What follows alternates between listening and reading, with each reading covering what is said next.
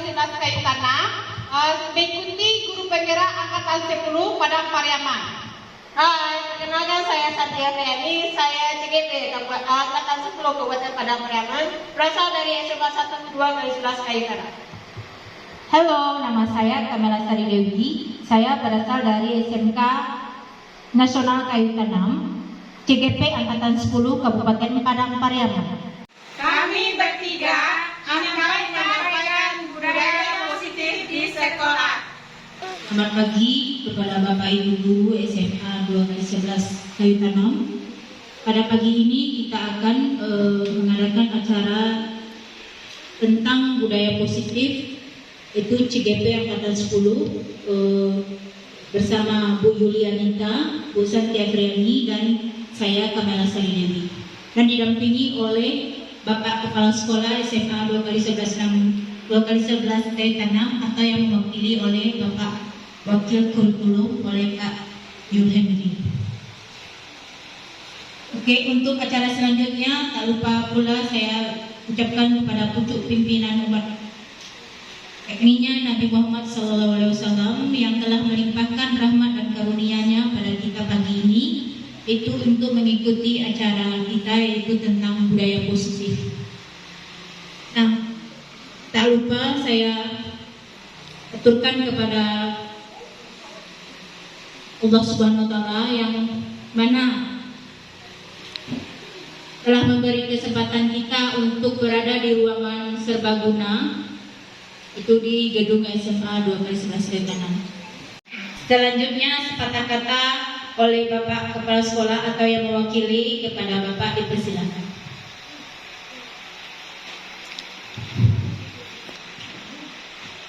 Assalamualaikum warahmatullahi wabarakatuh. Untuk salam penghormatannya saya aturkan saja kepada pembicara terdahulu. Sebagaimana pada kegiatan CGP Angkatan 10 yang tempatnya di sekolah kita yang tergabung 3 CGP, Ibu Kamel dari SMK, kemudian Ibu Yulianita dan Santi dari sekolah kita, dalam rangka sosialisasi disiplin positif rangkaian alur kegiatan pendidikan guru penggerak yang dijalaninya. Mudah-mudahan acara ini sukses sampai akhirnya. Nah, saya sebagai mewakili kepala sekolah, karena kepala sekolah ada tamu dinas yang datang, jadi saya pada hari ini mewakili Bapak Kepala Sekolah mendukung program ini dalam rangka kesuksesan pengembangan guru penggerak di sekolah kita dan di kabupaten kita umumnya. Jadi pada hari ini saya buka acara paparan sosialisasi disiplin positif secara resmi. Demikianlah yang dapat saya sampaikan. Saya akhiri. Assalamualaikum warahmatullahi wabarakatuh. Kepada Bapak Ibu Guru dipersilakan berdiri. Kita akan menyanyikan lagu profil pelajar Pancasila.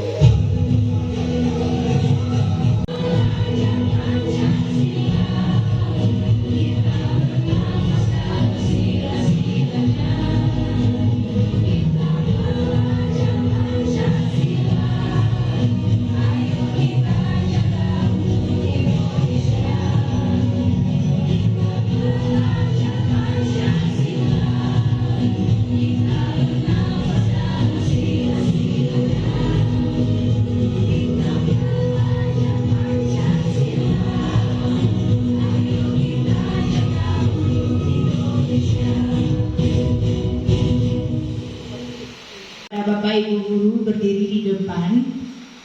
Kita akan mengadakan ice breaking sebentar ya.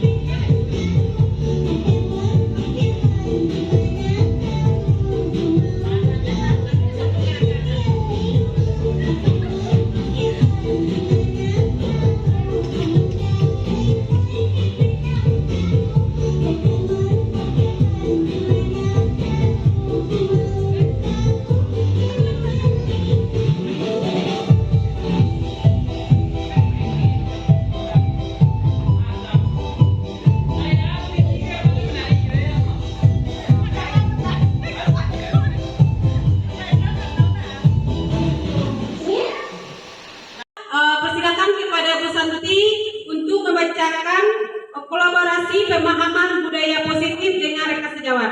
Kepada Bu Santi, waktu dan tempat kami persilakan.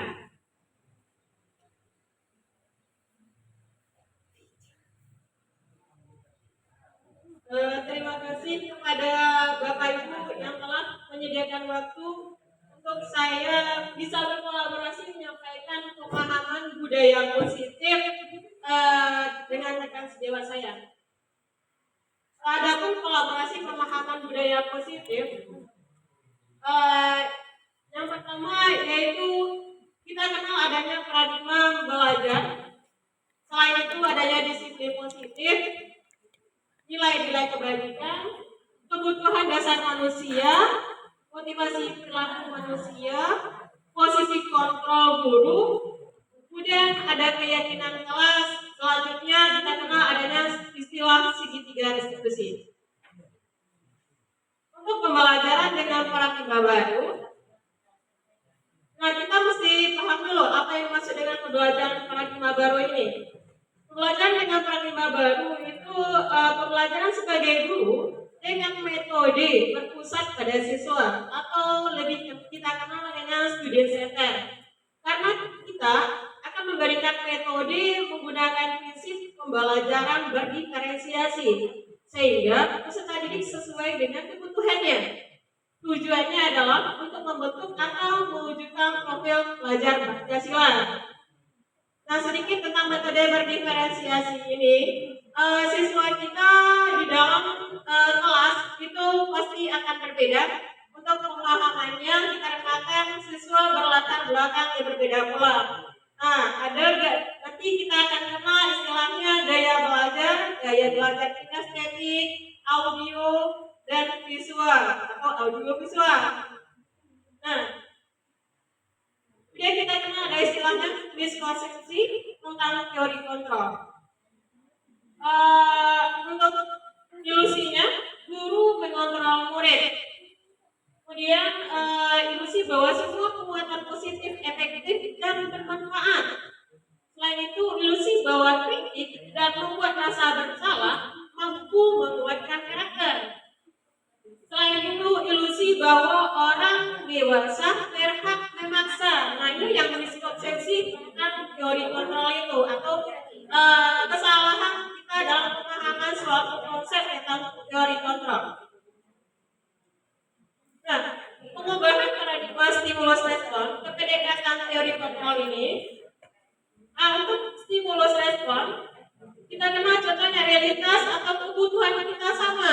Sedangkan untuk teori kontrol, realitas atau kebutuhan kita itu sebenarnya berbeda. Selain itu, semua melihat hal yang sama. Sedangkan bagi teori kontrol, setiap memiliki gambar yang berbeda. Nah, jadi di teori kontrol itu, bahwasanya itu kita memiliki gambaran yang berbeda.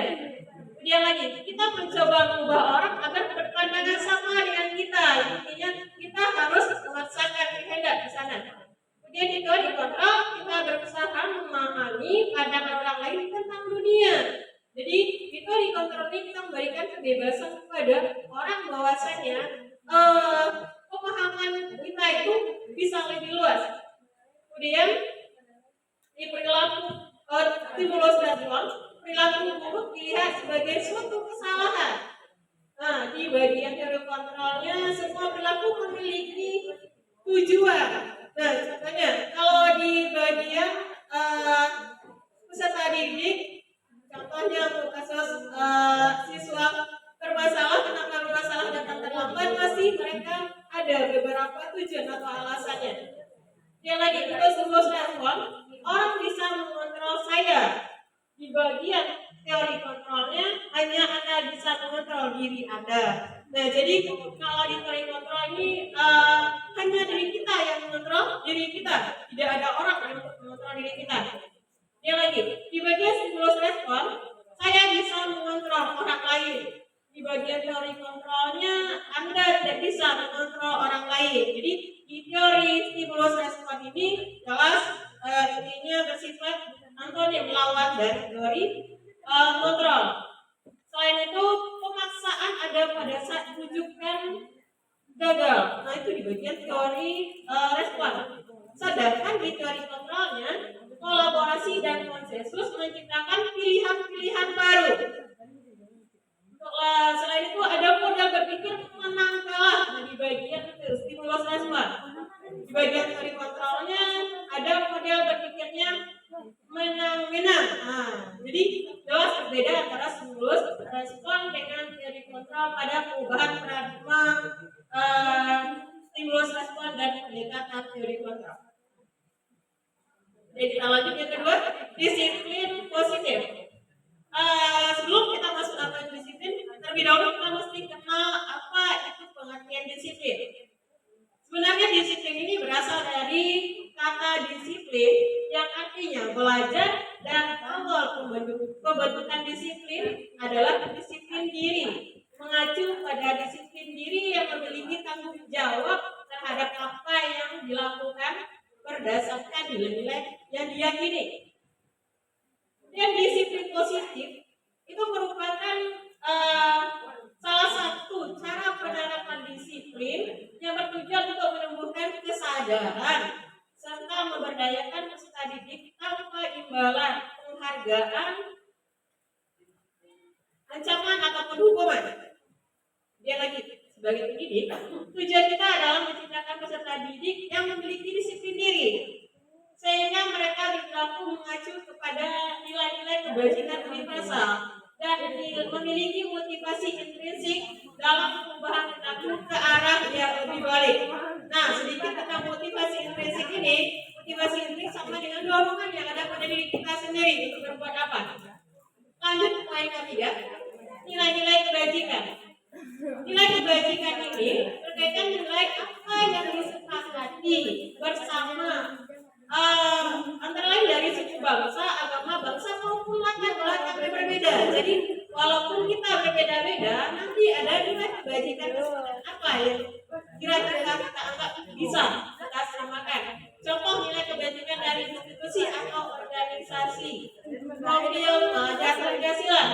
Yang pertama itu nilai-nilai kebajikan, yaitu beriman, bertakwa, berakhlak mulia, berwawasan global, gotong royong, mandiri,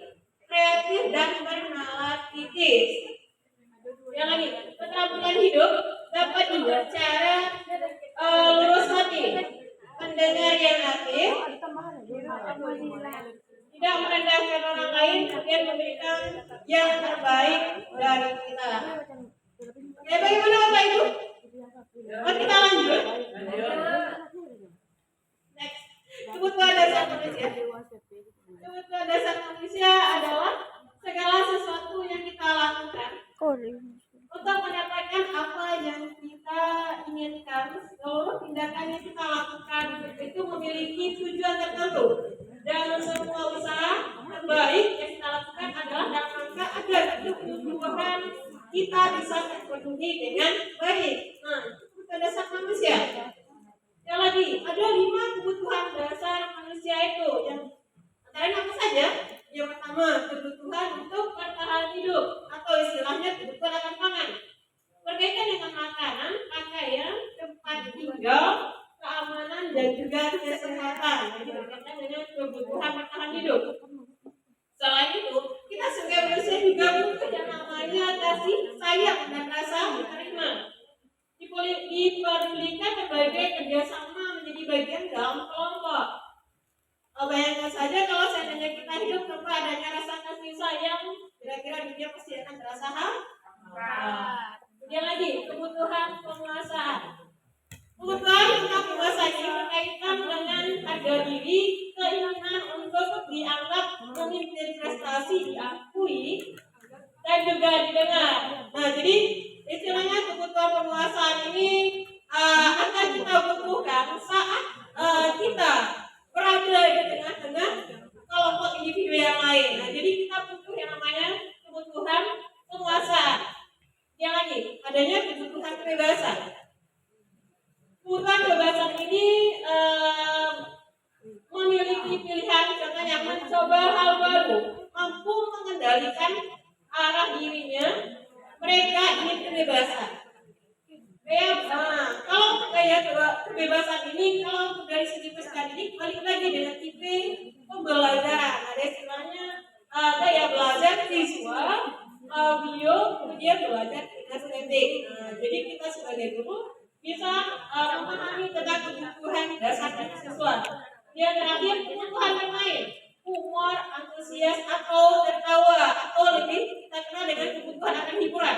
Setiap manusia pasti butuh hiburan, kan? Ya, Bapak Ibu? Ya, nggak mungkin kita manusia hidupnya tanpa sunyi, tidak ada hiburan. Nah, ibaratnya apa? Ibaratnya minuman tanpa gula, tidak ada manisnya. Yang lagi, motivasi perilaku manusia. Yang kelima, untuk motivasi ini ada 2. Ada istilahnya motivasi intrinsik dan ada juga motivasi ekstrinsik. Kemudian motivasi atau perilaku dapat mendapatkan imbalan atau penghargaan dari manusia. Nah, itu motivasi perilaku manusia. Jadi ingin mendapatkan imbalan. Selain itu motivasi diri intrinsik untuk menjadi orang yang mereka ingin dan menghargai diri sendiri dengan nilai yang mereka percayai. Nah, itu motivasi dalam perilaku. Oke? Nah, kita bahas lagi selanjutnya. Apa yang membedakan antara hukuman, konsekuensi, dan restitusi? Selama ini kita di dalam pembelajaran pasti pernah melakukan istilahnya memberikan hukuman kepada siswa. Hukuman itu kadang-kala sifatnya memaksa. Nah, sebenarnya di dalam pembelajaran itu kita harus menempatkan diri kita sebagai apa? Nah, untuk posisi hukuman itu tidak terencana, tiba-tiba saja. Kemudian misalnya ada anak terlambat masuk sekolah, kemudian kemudian disuruh lari putar sekian kali lapangan, atau misalnya siswa disuruh hormat pada bendera sampai jam habis. Nah, itu istilahnya posisi dalam hukuman yang mengutuk. Yang lagi ada istilahnya konsekuensi. Konsekuensi ini terencana atau disepakati sesuai dengan peraturan sekolah kita. Ada tata tertib apa kalau tidak melakukan sanksinya. Apa itu konsekuensi sudah jelas hukumannya. Nah, jadi istilahnya untuk konsekuensi ini sudah jelas terarah apa aturan. Nah, hukumannya sudah jelas. Itu yang konsekuensi. Dia lagi ada istilahnya restitusi. Restitusi ini merupakan proses menciptakan kondisi bagi murid untuk memperbaiki kesalahan proses kolaborasi, mengajarkan murid mencari solusi sendiri. Restitusi yang restitusi dulu dengan siswa. Jadi dengan restitusi ini kita mengajar siswa dari permasalahan kemudian menyadarkannya. Nah, dibagi restitusi. Kemudian ada next slide, posisi kontrol guru. Untuk posisi kontrol guru, kita lihat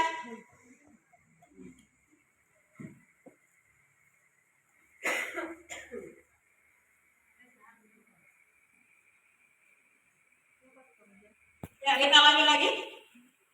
Untuk posisi kontrol guru, baik Bapak Ibu, kita lanjutkan. Balik lagi ke dalam posisi kontrol guru.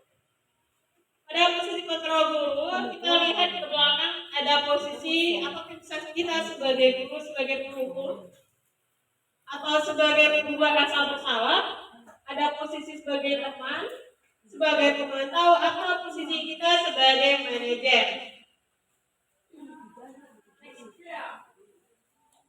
Nah, kasus siswa misalnya tidak memakai atribut lengkap saat upacara bendera. Kalau kita dari segi penghukum, misalnya siswa disuruh hormat pada bendera selama 1 jam. Nah, kalau siswa disuruh hormat selama 1 jam, itu posisi kita sebagai guru, sebagai penghukum. Atau misalnya siswa terlambat disuruh keliling sekian lapangan, nah itu posisi penghukum. Kemudian lagi, kalau posisi kita sebagai guru, sebagai pembuat rasa bersalah, beberapa kali contohnya ungkapan yang sering kita sampaikan, beberapa kali ibu bilang kamu selalu mengecewakan ibu. Nah, jadi dengan adanya kata-kata kamu selalu mengecewakan ibu, nah itu menempatkan diri kita sebagai posisi pembuat rasa bersalah. Selain pembuat rasa bersalah, ada posisi sebagai teman. Nah, untuk contohnya, ayo dong ikuti aturan sekolah. Tolong ibu sekalian ibu sudah tidak apa lagi, jangan berbuat seperti ini. Nah, jadi kita menempatkan diri kita sebagai guru itu sebagai teman. Bagaimana layaknya seorang teman dengan siswanya. Kemudian lagi ada istilahnya posisi sebagai pemantau. Untuk sebagai pemantau ini, contohnya kalian sudah melanggar aturan sekolah. Kamu tahu konsekuensinya setelah upacara kamu beli atributnya di koperasi dan jangan lupa diulangi lagi. Nah, itu kita sebagai posisi pemantau. Kenapa? Kita memberikan konsekuensinya, kita sampaikan kepada siswa. Jadi itu sebagai pemantau. Ada istilahnya lagi posisi sebagai manajer. Contohnya, biar kita sebagai guru yang bukan manajer maksudnya sini bukan manajer di suatu perusahaan, tapi manajer yang menempatkan diri kita sebagai guru di posisi kontrol bagaimana kita memanage atau memanage siswa kita. Untuk posisi manajer ini, kita menempatkan posisi kita sebagai guru, sebagai pemantau ditambah dengan sebagai teman. Nah, jadi manajer ini merupakan gabungan antara teman dengan pemantau. Contohnya, apakah kamu tahu kesalahanmu? Kira-kira bagaimana kamu memperbaiki kesalahanmu? Dan jadi intinya nanti kita berikan kesadaran kepada peserta didik kita. Jadi dari dasar kesadaran itulah mereka akan memperbaiki sendiri perbuatan mereka untuk kedepannya. Jadi ada istilahnya keyakinan kelas. Ada pertanyaan, kenapa keyakinan kelas? Nah, keyakinan kelas, saya, kenapa tidak peraturan kelas saja? Kenapa keyakinan kelas? Nah, saya selama ini tahu peraturan kelas bukan keyakinan kelas. Misalnya, bawa motor ke jalan, biasanya harus pakai helm. Tujuannya apa? Nah, pakai helm itu, itu untuk membentuk keyakinan kelas. Siap untuk melaksanakan, kira-kira apakah kita siap untuk melaksanakan keyakinan kelas ini?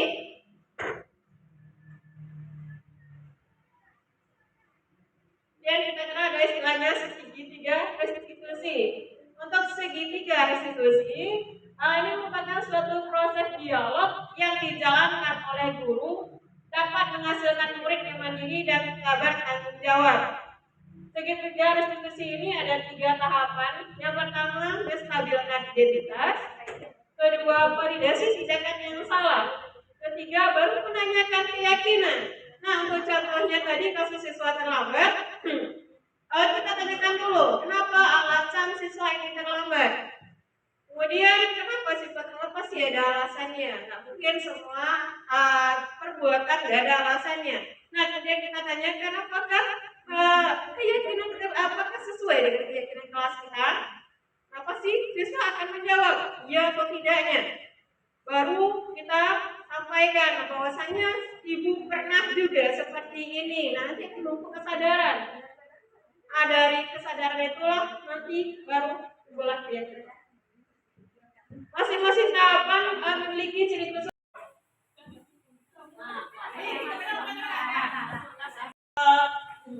Masing-masing tahapan memiliki ciri khusus menstabilkan identitas berdasarkan prinsip bahwa membuat kesalahan adalah bagian dari proses pembelajaran.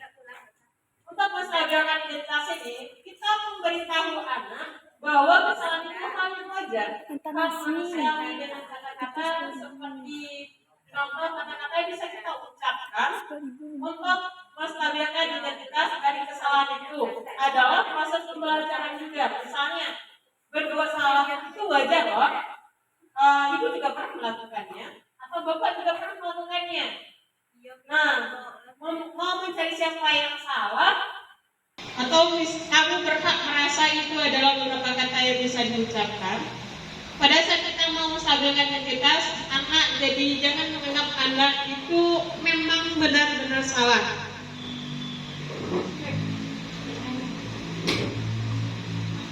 Kemudian ada istilahnya validasi tindakan. Yang salah berdasarkan prinsip setiap perilaku berupaya memenuhi satu kebutuhan tertentu.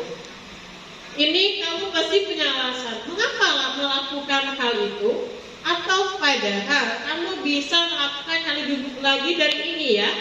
Kamu patut bangga karena telah melindungi sesuatu yang penting bagimu. Apa kamu melakukannya karena mempertahankan sesuatu yang penting bagimu? Nilai-nilai apa yang telah kita sepakati bersama? Seperti apa gambarannya? Sebuah kelas yang ideal menurut kamu atau kamu menjadi orang seperti apa? Nah, itu adalah contoh kata-kata yang diucapkan oleh guru untuk menanyakan keyakinan. Yang bisa saya paparkan, terlebih salah atau janggal saya mohon maaf. Saya ucapkan wabillahi taufiq wal hidayah. Assalamualaikum warahmatullahi wabarakatuh. Waalaikumsalam warahmatullahi wabarakatuh. Selamat pagi Ananda. Pagi Bu. Apakah sudah siap bisa belajar? Sudah. Nah, sebelumnya Ibu sampaikan ucapan terima kasih dan Assalamualaikum warahmatullahi wabarakatuh. Perkenalkan, nama saya Hasana Umar, rekannya dari Ibu Santi Afriani, CGP Angkatan 10 Kabupaten Padang Pariaman. Ibu Santi sangat antusias dalam memaparkan materi tentang budaya positif. Dari pemaparan Bu Santi, saya mendapatkan pemahaman tentang bagaimana penerapan budaya positif di sekolah kami. Sekian, Assalamualaikum warahmatullahi wabarakatuh. Assalamualaikum warahmatullahi wabarakatuh. Waalaikumsalam warahmatullahi wabarakatuh.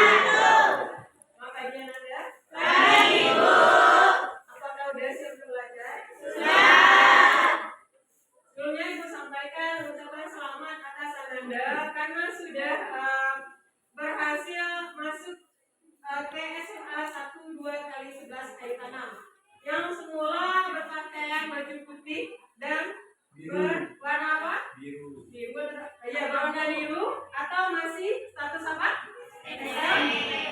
Nah, sekarang sudah menginjak ke SMA.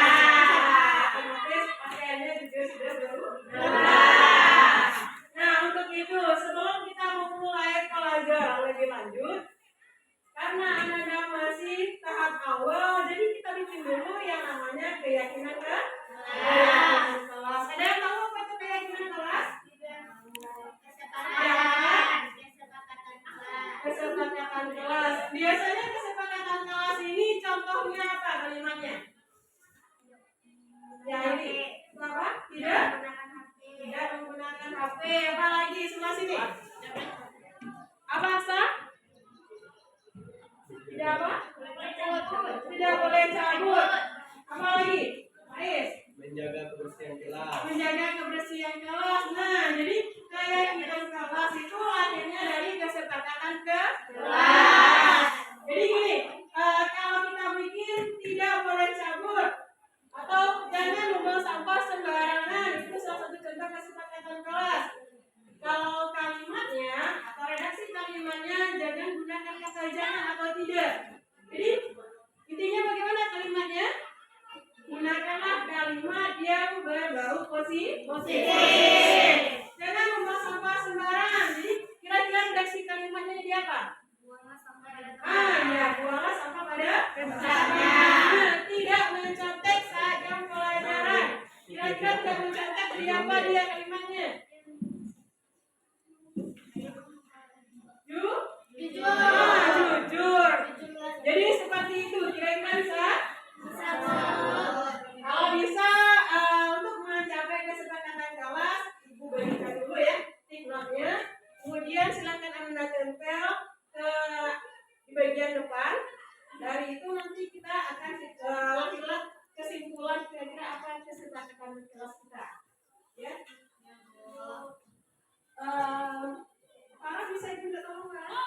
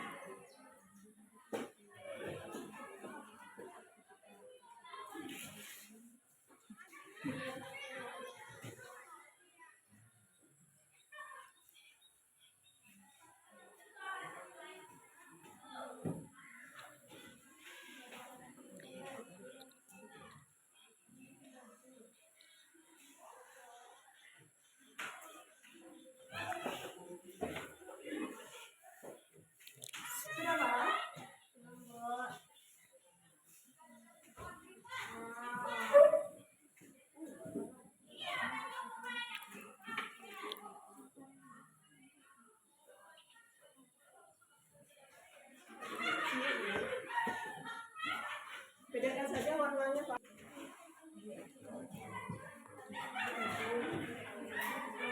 Dan silakan diisi kira-kira apa keyakinan kelas yang akan Anda buat. Jadi masing-masing Anda berikan keyakinan kelasnya.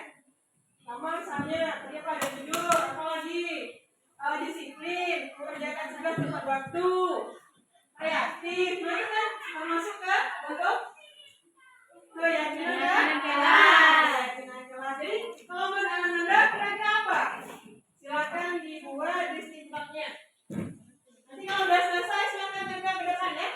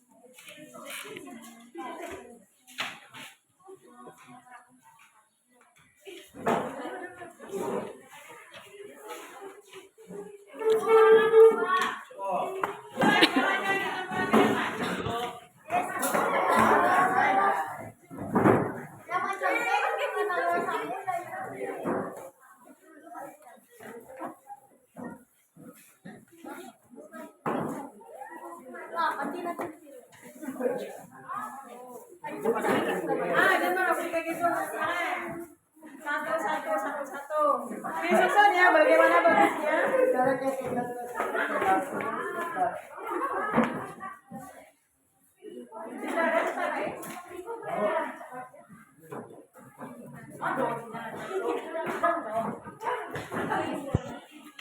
yang udah selesai silakan kembali. Ada yang belum?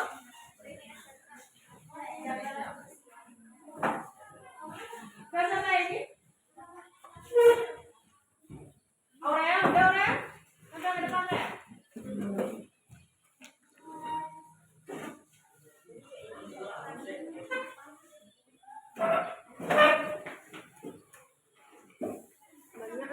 Udah Aurea?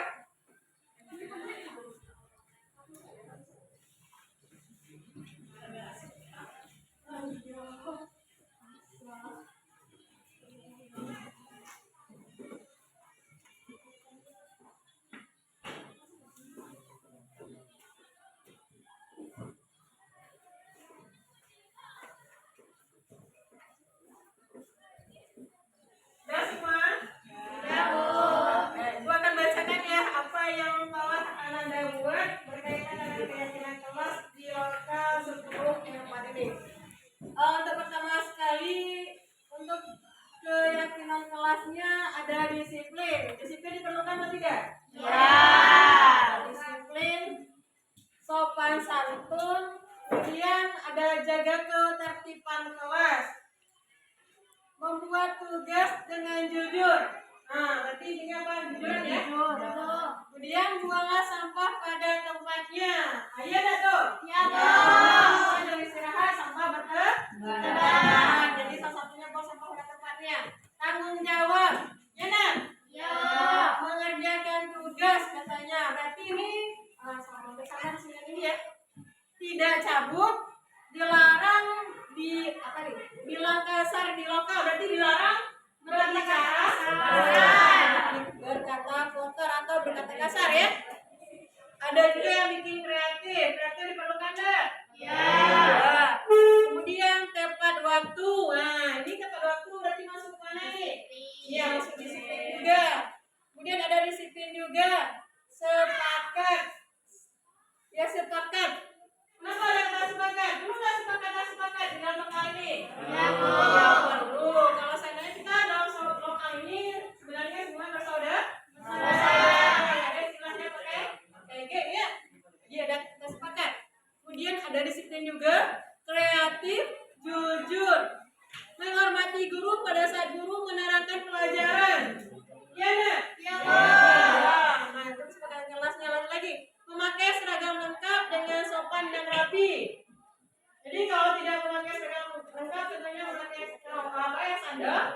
Nah, itu kesepakatan kelasnya bagaimana? Sandal didapatkan? Diambil. Tidak ada pembulian di kelas. Tutur kata yang sopan dan tidak boleh berkata kasar. Nah, boleh nggak bullying itu? Tidak. Lanjut lagi. Dilarang membuli. Yang sama ini. Jujur, bermusyawarah, jaga keamanan kelas, rajin, sopan, giat belajar, gunakan di dan di guru. Nah, ibu akan mengelompokkan dulu ya. Kira-kira yang disiplin ada berapa saja? Tadi udah banyak ya. Ada yang disiplin ya. Tepat waktu juga masuk di sini. Disiplin. Lagi nanti disiplin juga. Disiplin.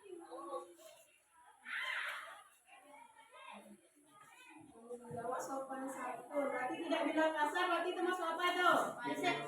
Sopan santun.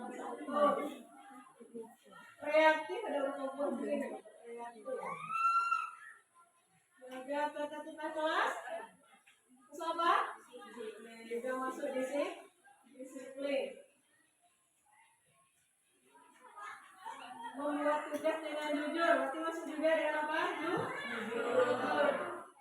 Ini rajin, sopan, giat belajar. Mana lagi ini? Bisa masuk disiplin ya? Tidak cabut juga? Disiplin. Disiplin lah, jujur. Jujur di sini ya. Dilarang membuli. Masuk ke sopan santun tadi ya. Bermusyawarah.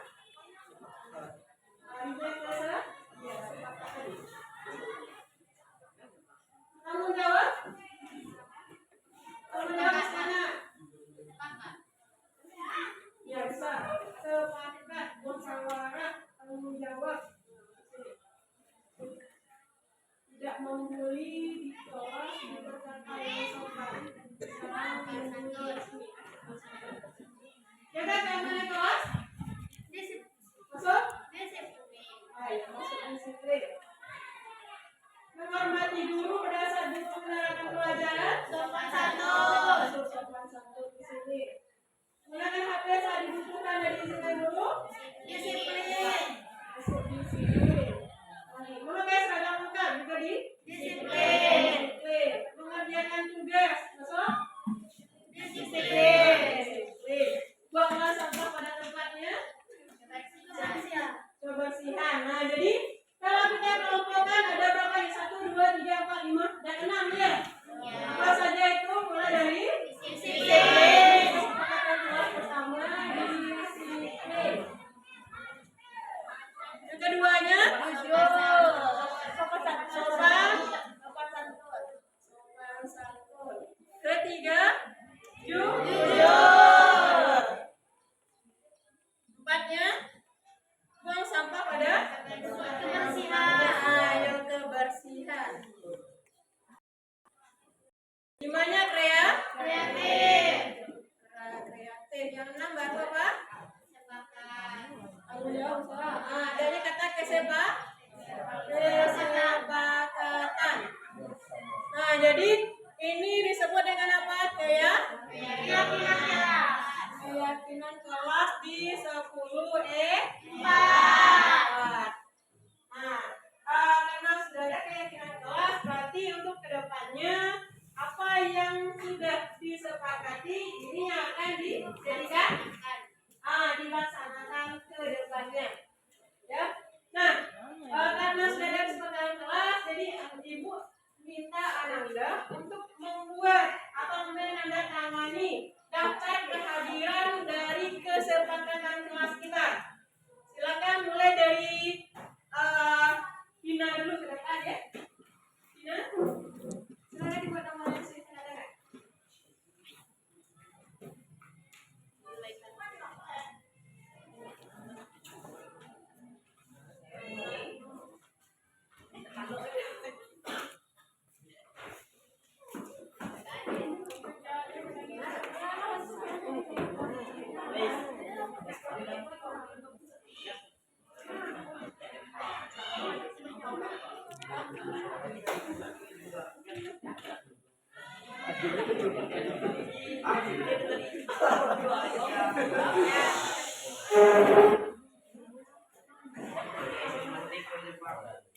Lanjut, Nara.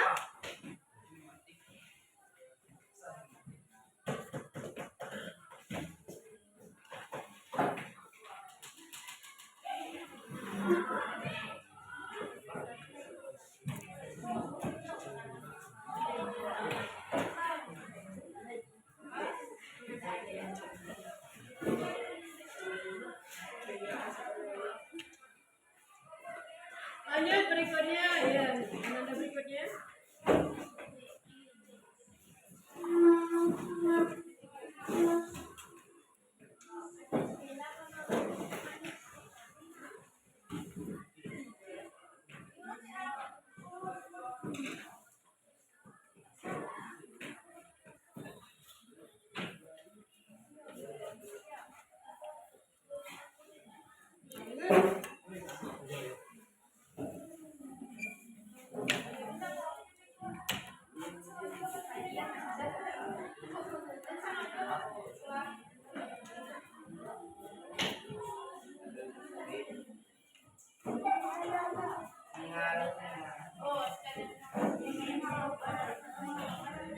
aja sakit.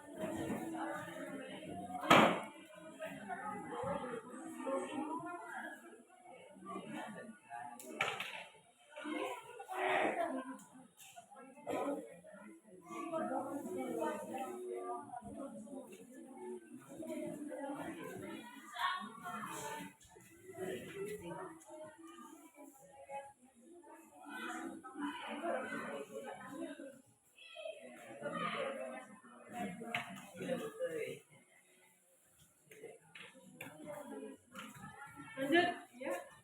Berikutnya.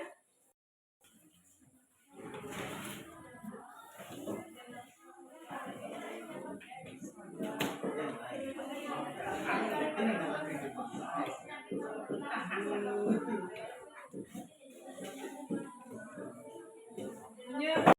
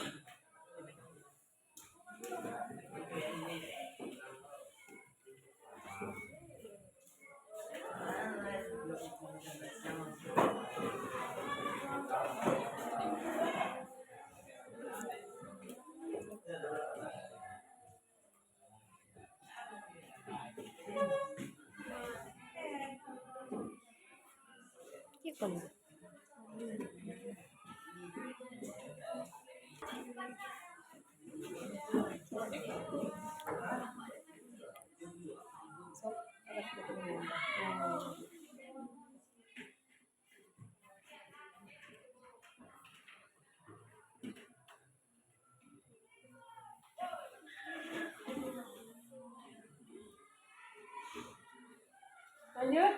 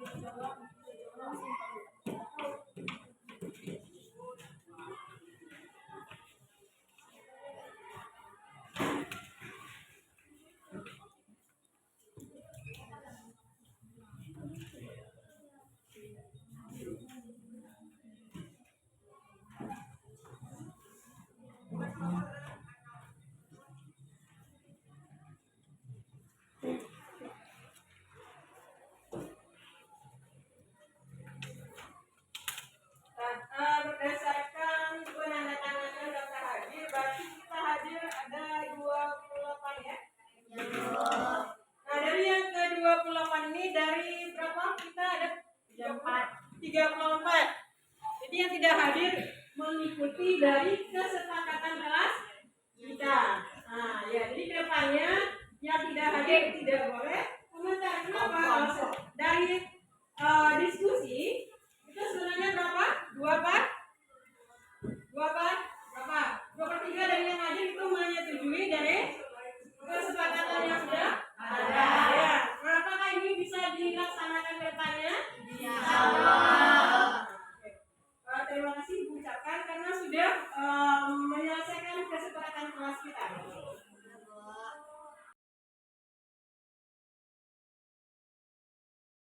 Assalamualaikum warahmatullahi wabarakatuh. Perkenalkan, nama saya Faradeza, kelas 10 E4, berasal dari Sekolah SMA Negeri 1 2x11 Kaitanam. Perasaan saya ketika membuat keyakinan kelas adalah saya sangat senang. Bahkan sangat senang sekali. Menurut saya, keyakinan kelas sangat penting dilakukan. Keyakinan kelas penting dilakukan karena untuk mengendalikan diri siswa agar siswa belajar untuk bersikap di sekolah maupun di Warahmatullahi wabarakatuh. Perkenalkan, nama saya Ahmad Al-Rizki. Saya siswa kelas 10 P4 SMA Negeri 1 2x11 Kaitanam. Perasaan saya saat membuat keyakinan kelas adalah saya senang sekali. Menurut saya, keyakinan kelas sangat penting dilakukan. Keyakinan kelas penting untuk mengendalikan diri siswa. Assalamualaikum warahmatullahi wabarakatuh. Perkenalkan, nama saya Nabila Dwazari. Saya siswa kelas 10 E4 SMA Negeri 1 2x11 Kaitanam. Perasaan saya saat membuat keyakinan kelas adalah saya senang sekali. Menurut saya, keyakinan kelas sangat penting dilakukan.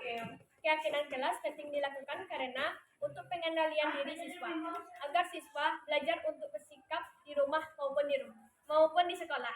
Sekian, terima kasih. Assalamualaikum warahmatullahi wabarakatuh.